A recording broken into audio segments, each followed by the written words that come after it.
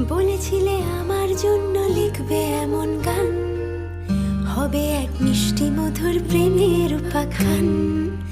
বলেছিলে আমার জন্য লিখবে এমন গান, হবে এক মিষ্টি মধুর প্রেমের উপাখ্যান।